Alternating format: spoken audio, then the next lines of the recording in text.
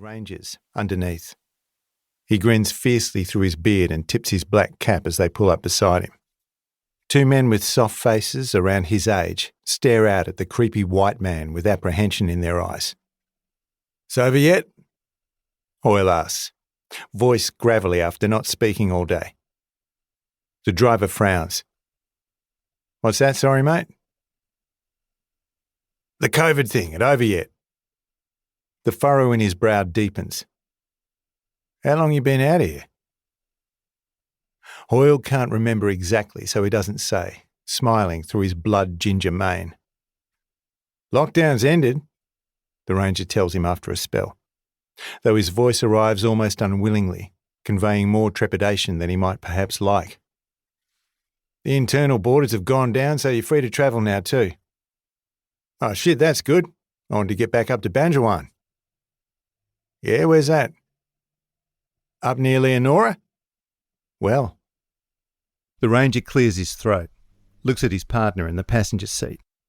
The two of them look disturbed, probably by how frightfully thin the white man is, or how the flies arc and buzz around him like he's a dead body that's been given a second chance, up and walking but unable to shake the smell of death. "Free to do as you please now." "Cheers for that." The ranger clears his throat a second time. "You okay out here, mate? Where's your car? Haven't seen a car out here anywhere." "Car's back there a bit." Hoyle simply nods down the orange sand road. His eyes catch on the goanna tracks again. His grin gets wider. He takes a step closer to the ute and watches the two rangers shrink back a little. Some of Hoyle's companion flies find their way into the cab. "So you fellas haven't seen any dragons out here, have you?" They blink at him cautiously. When he pitches out his crazed laugh, the two men jump a little in their seats. He slaps the open windowsill and clamps his other hand across his wet mouth. "I'm just fucking with you," he tells them. And they see the hand over his mouth. It's so dirty it's the same colour as the sand under his feet. "Thanks for stopping to check on me, appreciate it," he tells them, trying for reassurance now. The driver looks relieved to have an out. He nods and tries to smile. "All right, if you're sure you're doing okay out here?" "Yeah, just fine, thank you."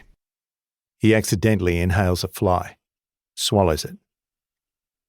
The ranger puts the ute back into drive. "Look after yourself, okay?"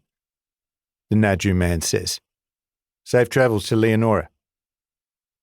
Safe travels, Hoyle thinks, but he can never remember his travels ever being exactly safe. As the ute pulls away, Hoyle smiles after it and mutters, "And you watch out for those dragons." Quells another bout of laughter. "And bears from outer space." The ute's gone in a kick of dust and Hoyle stays to see the dirt settle again. Back on Banjawarn, the dawn after the shooting star hit, they all saddled up except Stella, who had to stay back at the homestead with the kids. Hoyle rode bitch with Karen on a glassy-eyed stallion, because he'd never had the heart for learning how to horse ride, never liked the bit they had jammed in their mouth. They strafed straight out into the silver-blue mulga which coursed east and went so far and took up so much space, it was as if the station encompassed a decent chunk of the island continent.